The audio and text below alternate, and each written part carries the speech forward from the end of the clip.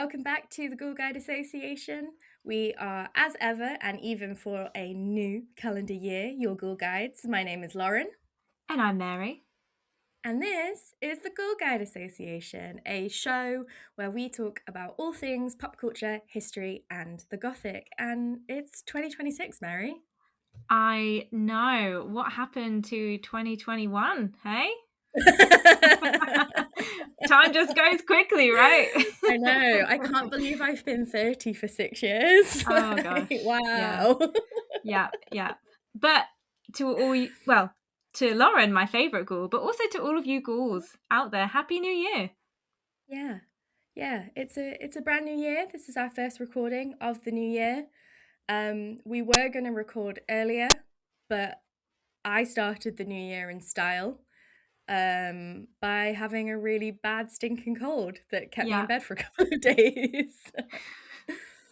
So this is our first recording of the year, and we'll try and do it right. But if you are new, if you have never come to a meeting of the Ghoul Guides Association before, all are welcome.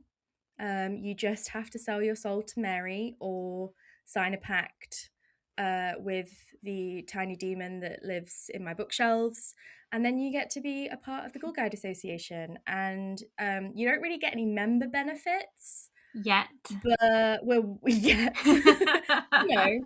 to hear us talk about weird things from history. You get to hear us talk about the Gothic and how it became a horrendous mutant snowball after the last few hundred years. Every now and then, Mary tells us about the horror films that have come out that month because I'm too chicken shit to watch them. Sometimes we review things. I get really passionately enraged about Ed and Lorraine Warren sometimes. So why would you not want to be part of an association like that? And we are also joking about the soul thing, like that you genuinely yeah, please. Everyone is welcome here. If you want to be a Ghoul Guide, if you want to be a member of the association, then guess what? You are. That's how it works here. Thanks for joining. You are all our ghouls. Yes. We recognize self-identification as ghoul. Yeah. And as your guides, we will guide you to the ghoulishness. And yes, we do take requests. So, this is a new year. If there are any new topics that you want us to dive into, whether that be historical topics, books you want us to read or review, films that you think we should see, or just anything random that you think needs a kind of spooky like deep dive, then get in touch with us and maybe we'll make a video about your suggestion. Yeah. And if you're all really nice and you like and follow and subscribe and all of those things, Mary has agreed to subject herself to Wuthering Heights in the cinema so that we can record a review response to it afterwards. I am not looking forward to it, but I am looking forward to it, and I hope you will understand what I mean by that. I can't wait. Yeah. Not for the film, but for watching you watch the film and then talking to you afterwards about it. I imagine it's going to be very much the inverse of the experience when we went to see Frankenstein together. Yeah, and although weirdly enough, both films starring Jacob Elordi. Yeah. And we'll see some of his highs, some of his lows. His heights and his lows. Anyway, yes. This is also an episode about films. So we're kicking off with a bit of a mini-sode because Mary is jetting off to Rome imminently. So we needed to do something that we had enough time to record and edit since I fucked up our recording schedule with my absolutely horrendous immune system. We're also starting off with another holiday bonus because who wants to be, January sucks, So we're going to keep some of the, the fun holiday festivities. It is technically Epiphany Day. So yes. You're not listening to this or watching this on Epiphany, but we're recording this on Epiphany. Mm-hmm. So technically, it is a significant holiday. Yes. Although no one gave me a brioche, so Rome, I did not get baby Jesus. So I'm going to Rome on what I am calling my ship moon.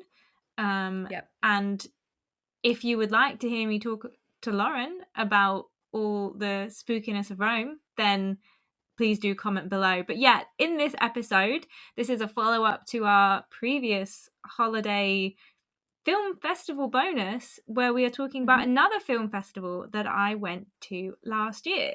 So if you like horror films, or if you like film festivals, or if you're not sure and you think, what is that?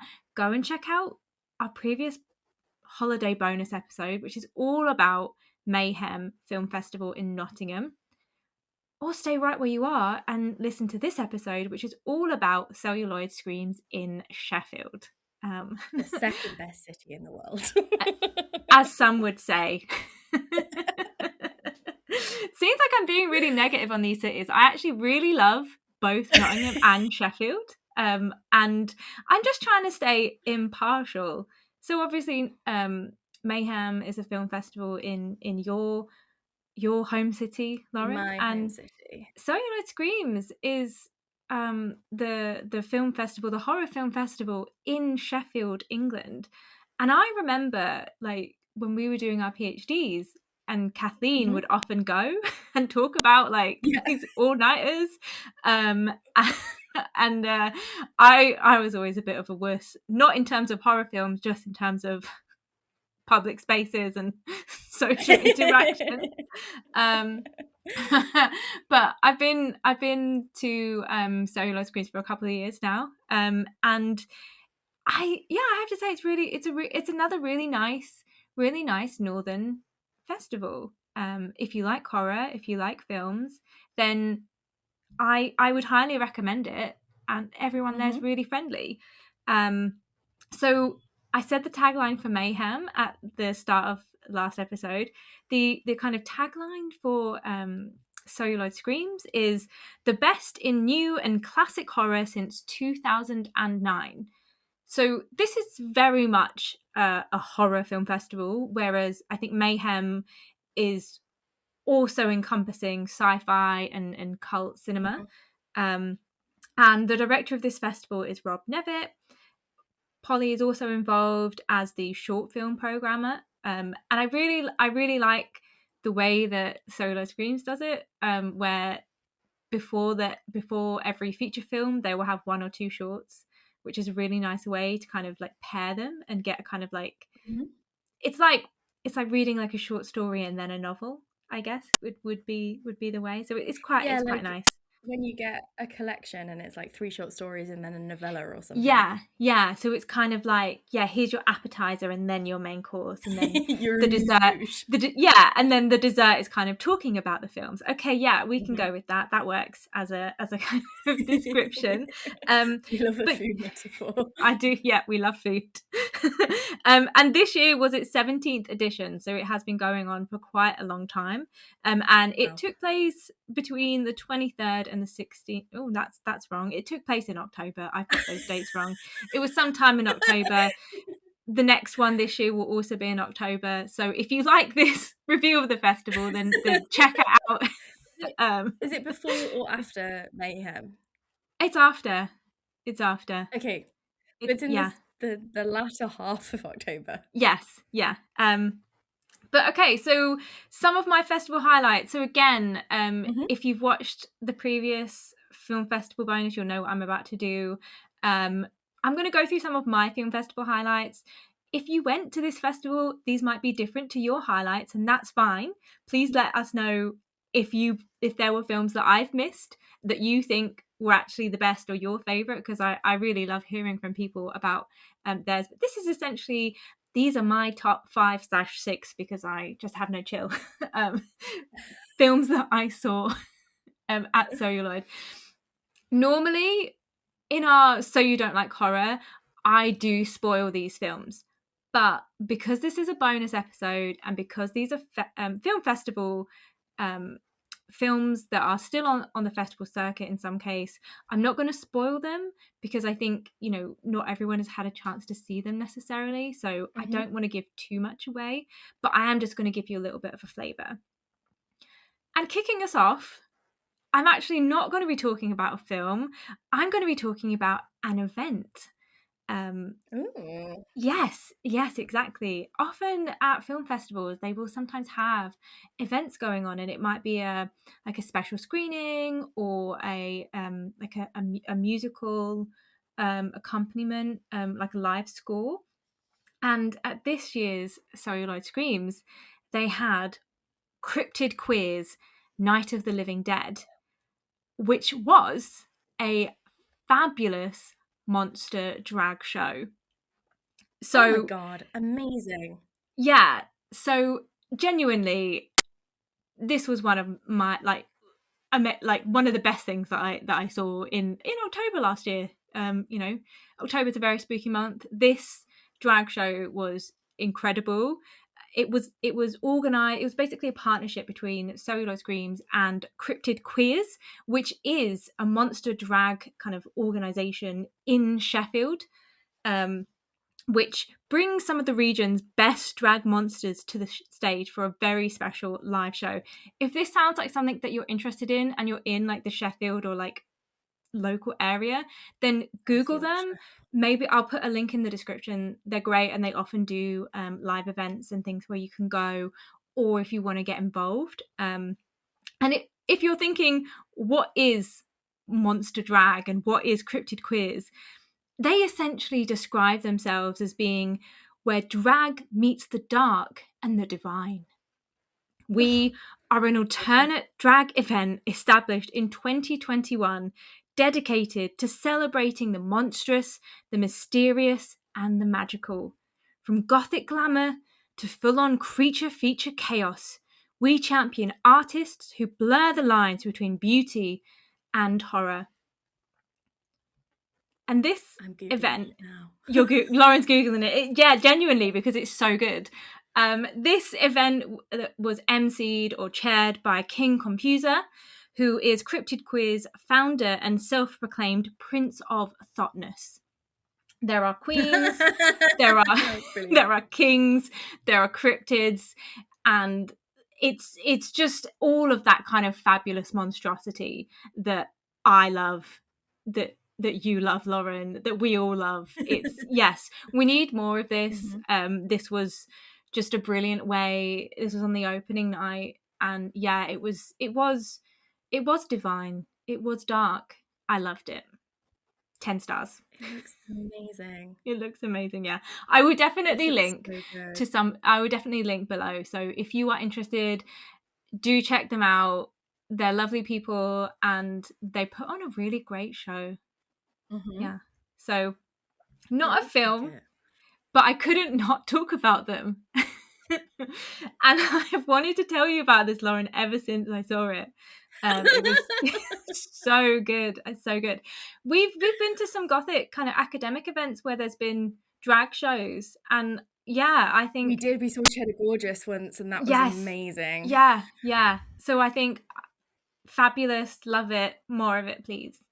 Yeah, I'm loving their logo. It's like a drag queen Hellraiser, yeah, which yeah. is sensational. Stunning. 10 out of It's, 10.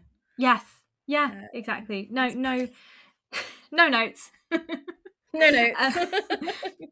so that was a kind of not a film but an experience, Mhm. but on the same night, we also saw a film called Queens of the Dead, which really paired up so well with this drag show. And this was the UK premiere. It's an American film and it's directed by Tina Romero, who is the daughter of George A. Romero, who you may I was gonna remember say from his horror films. that's a familiar Night, surname. yeah, he did. He basically made a zombie horror series called Night of the Living Dead, which includes, I think, three of some of the most iconic zombie films of all Genre time: defining, really, when it comes to zombie Night of the Living films. Dead, Dawn of the Dead, Day of the Dead, and also some others in the series, which maybe we won't talk about. But these three films are great, and Tina Romero has basically come into this kind of zombie foray. She pays a lot of homage to her dad. And yes, Queens of the Dead, it is about, you know, what if a zombie apocalypse, but told through the perspective of a bunch of people who are trying to put on a drag night at a club. Yeah. It's, also quite fabulous. Amazing. It's set in Brooklyn, and I think there maybe are some things like specific to the drag kind of community and the queer community in Brooklyn. But I think it's just, it's fabulous, and there's lots of Yeah, really I interesting imagine. ways of killing zombies using drag attire. Well, I was just gonna say, I can imagine, both from like the performance props, but also like the crafting, that actually, if I was gonna be anywhere during a zombie apocalypse, backstage at a drag show, or in a drag club would probably be a good place to be, because there would be plenty of implements, shall we say, for Yeah. self-protection. And the ballroom scene is famous for family and collective and coming together. So, and I've seen those dead drops, those moves. So I would trust any drag performer to protect me in a I zombie mean, apocalypse. the amount of muscle that you need to walk in some of those heels, like, yeah, like, if Mhm. I wouldn't be complaining if I was at a drag show and the zombie apocalypse happened. I mean, I would be complaining because of the zombie apocalypse, but I'd be like, Yeah, you know but what, there's this way is, worse places to be. yeah, exactly. So yeah, if And this at is a least if a very, zombie bites me, I've gone out having fun. well, exactly, right? And what if life what is life for if not for living it to the Yeah, fullest? exactly. But yeah, very fun, Brilliant. really That sounds watchable. fun.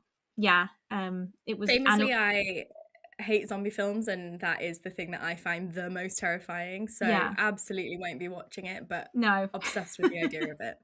Yeah. Um, the next film, and this is in no order, so these aren't. Oh, you won't be able to tell which of these films I like the best or not. They're just in a, a random order. But the next film that I want to talk about is Silver Screamers, which is directed by Sean Cisterna. It's Canadian, and this was also the UK premiere. And this was actually a documentary. Okay. It's both a heartwarming and a spine-tingling documentary that follows a group of spirited senior citizens Okay. I wondered if that as was gonna they be the as they embark on an extraordinary adventure far outside their comfort zones, creating a horror film. So essentially, the documentary is all about the director, Sean Cisterna, going to a bunch of senior citizens and lots of like groups and homes and things and saying, hey, does anyone want to be a part of my project where you get to make a horror film? And then it follows the people that sign up, learning how Mhm. to make a horror film. He's teamed up with a local author who has written this story. It's about a carpet that ends up eating people, and you see them kind of really get into it, and it's so fun. And one of the funniest things is in the beginning when he turns up to these groups and he's like, who wants to be part of my horror film, and everyone is just like, no. Just like, a horror film, you say, with blood and scares and gore, no thank you. So you do see him kind of tone down the kind of advertisement, and then some of the people that sign up are like, absolutely, I'm here for an adventure. And all of the people that are involved, all of the senior citizens, they're all really interesting people, and you get to learn about, Mhm. some of them had worked in TV before, some of them had a background, like a creative background, and just like seeing how he involved all of them in that Mhm. filmmaking process, and they all were involved in their different roles in the creative decisions that led to the making of the film. And it was so sweet, and seeing these people that maybe weren't that interested in horror but wanted to do something a little bit different, getting involved with, That's so sweet. how do I set out this prosthetic? How am I going to make it so Mhm. that you can see all this blood? Like, I'm going to do the scream for this part. It's, yeah, so fun, really heartwarming and sweet. And yeah, the film, Oh, we did also amazing. get to see the short film. And I don't think I wrote it down, but it's also it's really good. It's really good. Oh, Um, nice. yeah. Well, I hope that one gets I hope that gets a release, because that actually sounds like something I would could watch and would love Yeah. to watch. Oh yeah, no, absolutely. I will check and see if it's on. Like, some of these films, these festival films, they take a Mm. while to get onto streaming, but some of them don't. So it's worth kind of like checking back. And I would definitely say that, yeah, if you're interested in the process of filmmaking, or if you want a kind of heartwarming documentary to watch to go with all the true crime and cult I stuff, was gonna then say, if you need a break from the true crime. yeah. So up next, we have a film which is American, and it's directed by Paul Ganderson and Peter S. Hall. And it's called Man Finds Tape. And this is essentially, so it's kind of about like a YouTuber who has found a Okay. tape from when he was younger, and then he's watched it and he puts it up online, and then everyone's kind of like, oh, is this a hoax, what's going on there? And it's quite mysterious. And then something happens where he kind of goes back to this mystery, and then he gets his sister to come back, and it's all kind of, so it's all meant to be found footage, either of Mhm. his YouTube videos or of everywhere conveniently seems to have CCTV, um, or kind of cameras, like door cams and dash cams and stuff. Probably Or not he's, entirely unlikely. yeah, and also he's filming everything, so you're Yeah. also seeing like his kind of footage, and it's kind of like an investigation. So he and his sister are trying to work out what is happening. And it's set in Texas, and they essentially uncover, so they keep seeing, there's lots of bits where people will see things, um, and it's often connected to a local preacher. So the Mhm. first scene that you see in the film is of this preacher, and someone is kind of like, it's one of those televangelists, but I Yeah. guess a small town one, where he's made Mhm. all these tapes, and the parents of the siblings, they were originally involved with filming his sermons. So you see one of his sermons, and it kind of like frames the whole thing. And then the strange kind of mysterious happenings. I don't really want to say what they all are, but one of the things that happens Yeah. is that when listening to some of his sermons, some people just kind of go limp, and Oh, okay. it's almost like they blacked out. And this is why he gets his sister involved, because he's like, I have all this missing time. And then he's recorded himself, and he just kind of goes. And then there's a bit where you see, on like a CCTV from months before, where just in the street, you see all these people kind of walking, and then they just suddenly stop, and they're just kind of there, and someone's in a car. And then Okay. there's also this mysterious stranger who is nobody seems to know who he is, and he's like, who is he? And I don't want to say any more than that, because I think that it's something that is really interesting, I think, to kind of watch and kind of uncover. But it is your kind of small town, what's up with this religious preacher? Mhm. Who knows what in this town? Are they pretending, or are do they not know? Mhm. And also with that found footage kind of element, I think that it is really, really interesting. So yeah, Mm. I Sounds I good. enjoyed I enjoyed this one. One that I could I watch? Yeah. I don't know. I think there might be some violence Okay. to do with um some of the stuff that happens, and I think I also should say that this film should come with a sexual abuse warning, just to kind of be I suspected careful. it might when you said it was about Yeah, a small town preacher, lost yeah. time. I mean, one, and also one. So the original tape that the man found in Man Finds Tape was of him when he was a child. So it Okay. is very He's, much like, like rediscovering his, like, what's lost happening in this memories. Yeah. town, and who Okay. knows, who knows, or who's pretending not to know. When yeah, Mhm. yeah. So yeah, it's Okay. Sounds interesting. very intriguing. Yes. In a very different vein, or just a different kind of film, this is one that I definitely think that you can watch if you want to watch it. It's called Head Like a Mhm. Hole. It's directed by Stephen McDonald Labelle. It's also Canadian, and this was its UK premiere. Um, and here we have um, a man. So we follow a man who is looking for a job. He basically needs a job. Like, he's got no money, and he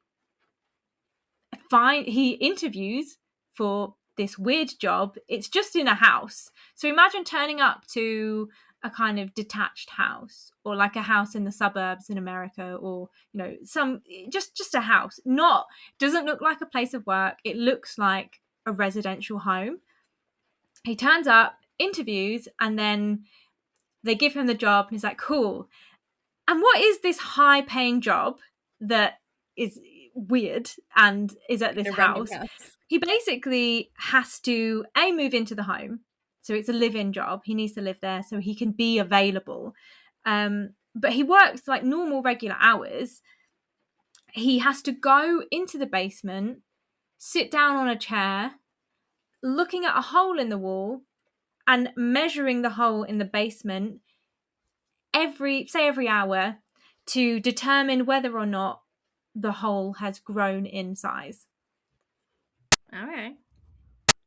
There are a few other people that are in the house, security, manager. Again, in this residential home, the manager is very, very bizarre.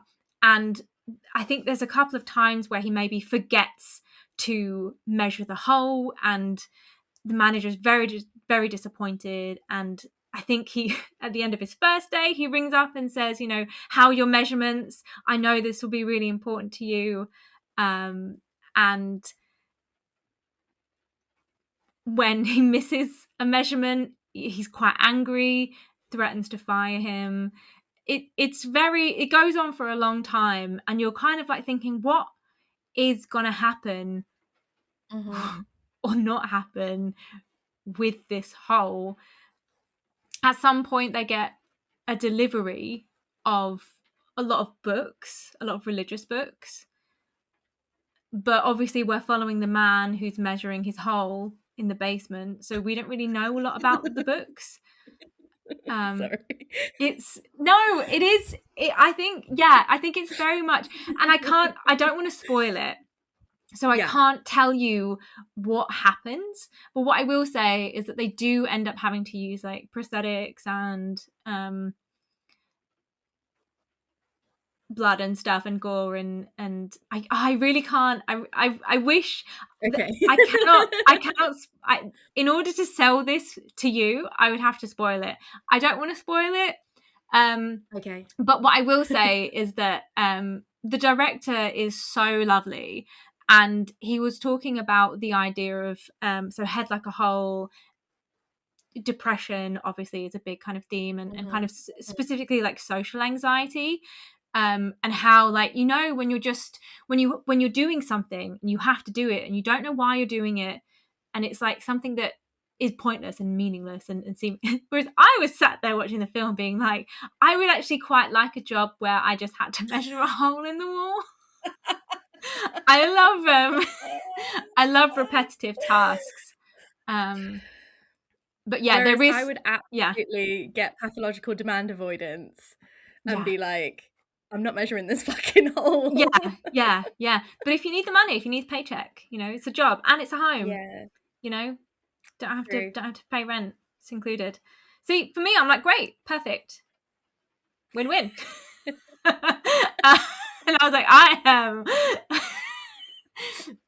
I think I can see the horror in this film. There is horror, Mhm. but I'm like, I want to embrace it.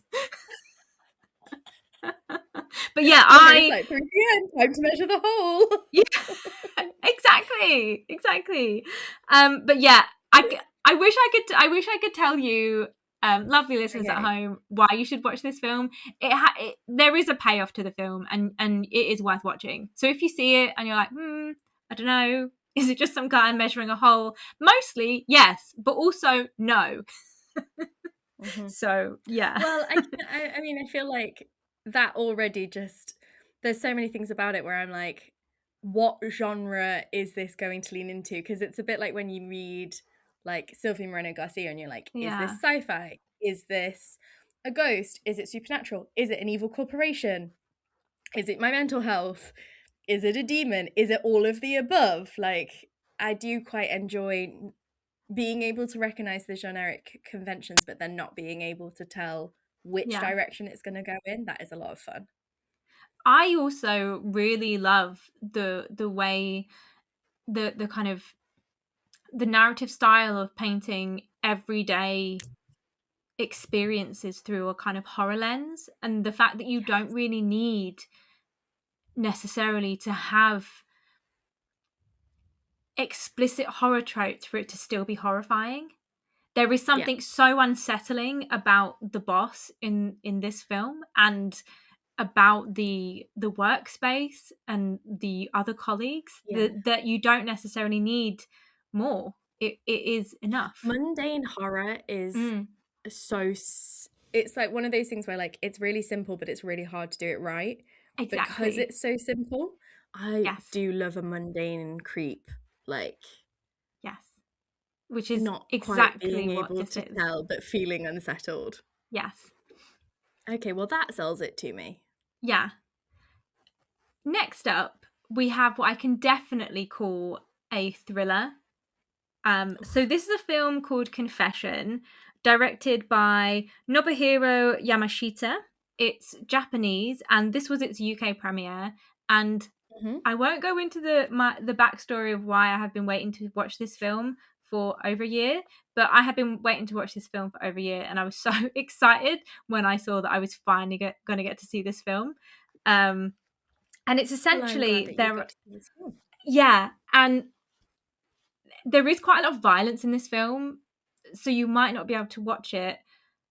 But once I explain what it is, then maybe you'll kind of be like, I can watch bits of it, maybe. Mhm. But essentially, there are two friends, Ji Young and SI, and they are climbing a mountain, as they do every year, to mark the death of their friend from college. So they have been doing this for decades now, 10, 20 years. Mhm. And she died quite tragically. Her murder was never solved. But they all quite liked hiking and this kind of stuff. So the two of them, every year, they go and they climb up this mountain. We join them at the start just as a blizzard has kind of set in. And on this trek, Ji Young is seriously injured. So he's in this blizzard. He doesn't think that he's going to be able to go on. He's trying to tell his friend, we can see a cabin maybe, or we know that there's a cabin around here. You go on. I am dying.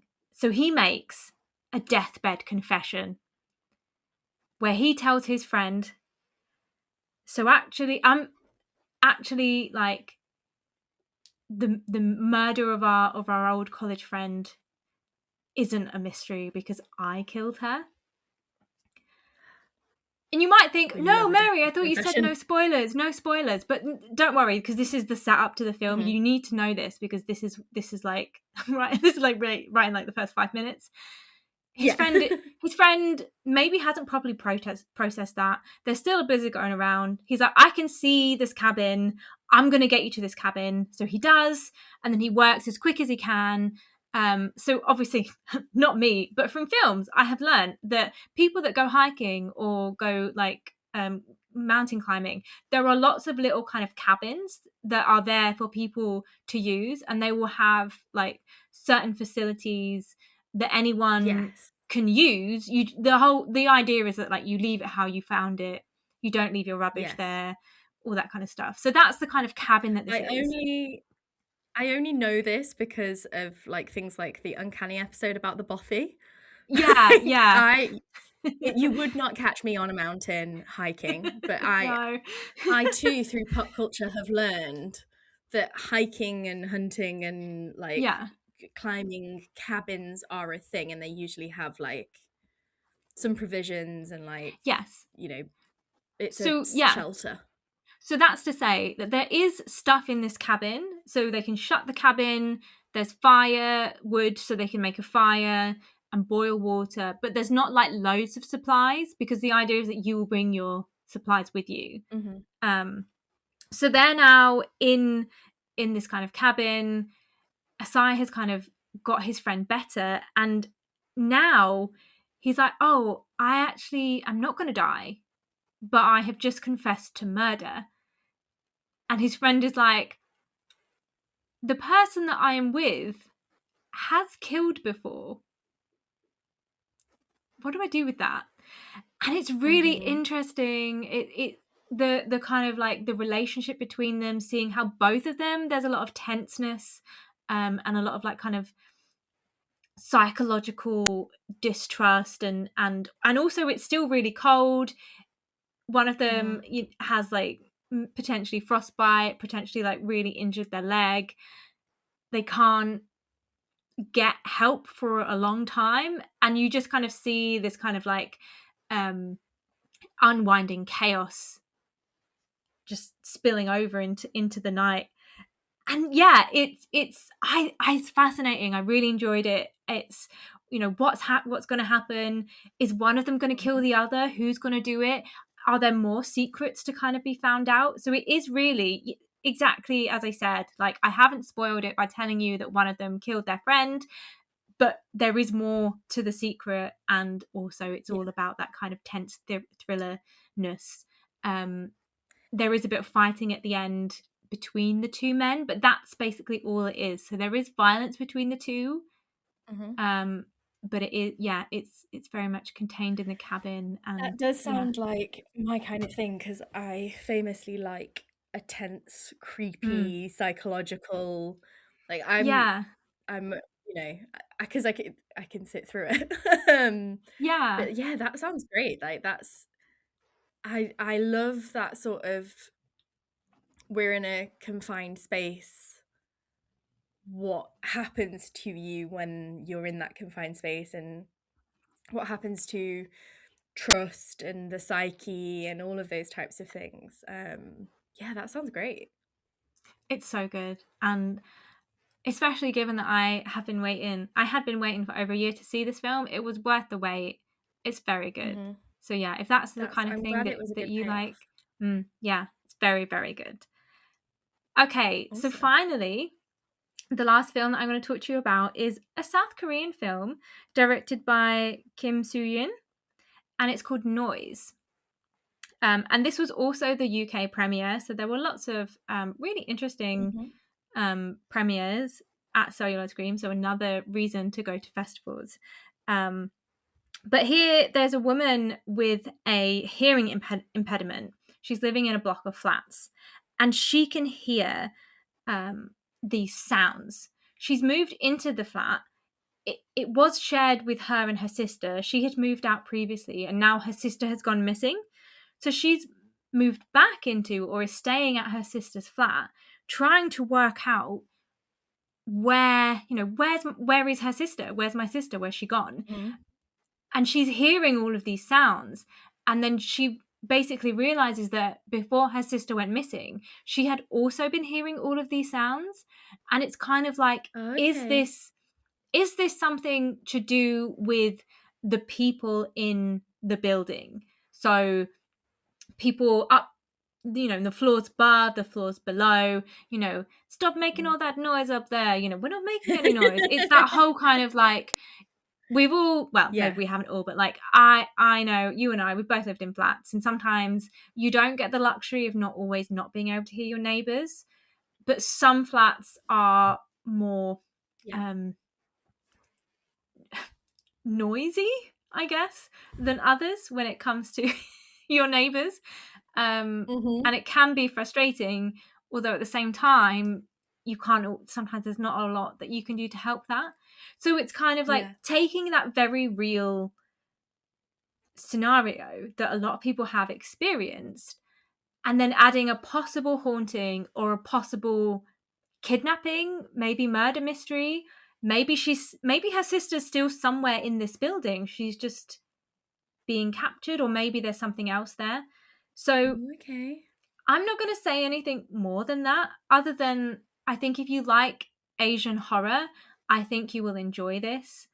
And if you like that kind of creepy vibe of, is this a ghost, or is this a real person doing things, then it's also, really, really great.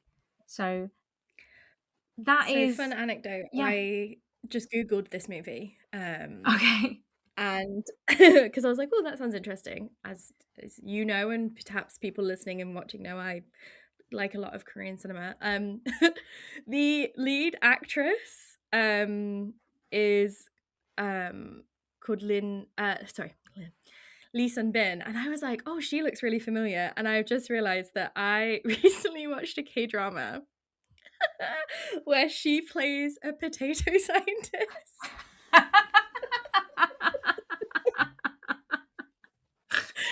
And she works for this like tiny little lab in the countryside, and then it gets bought out, and the guy from like the corporate guy comes in and he fires her, and then they fall in love, and then there's like a whole ex-boyfriend plot. It's like a really silly, wholesome rom-com.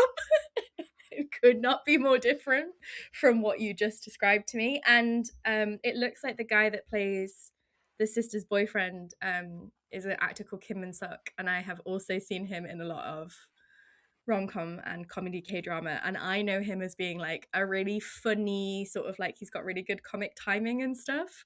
So neither of them were who I expected to see on the cast when you started telling me about this film. Well, That's range.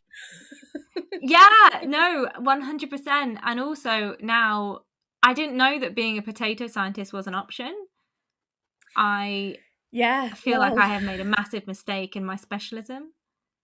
she's really passionate about potatoes, and Yeah, her dream in life is to create her own variety of potato that will become Korea's #1 potato. that Um, I love that. she does. She Yeah, creates her own variety of potato. It's very wholesome. It's quite silly. Some people didn't like it because it was a bit silly. I fucking loved it. I thought it was hilarious, and the actors are really funny in it. But yeah, she plays a potato scientist who's like a bit of a. She's like, she's like a really funny. She gets drunk. She lashes out. Like she's a very unserious character. So yeah, not who I was expecting to see when I clicked on the cast list on IMDb. But I she's love great, that. so Yeah, that's my testament for this film.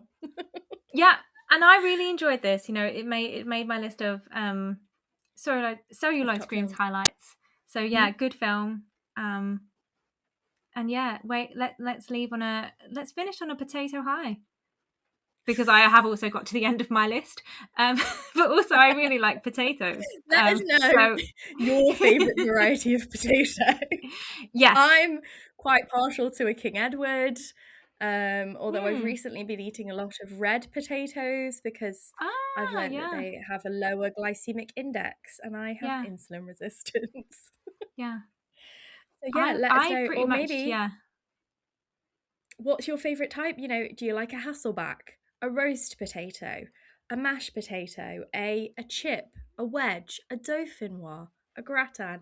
Let us know your favourite potato in the comments. The beautiful thing about potatoes is you really can put them with everything, and they're also a really good staple food that you can eat in a variety of ways, so they're never boring.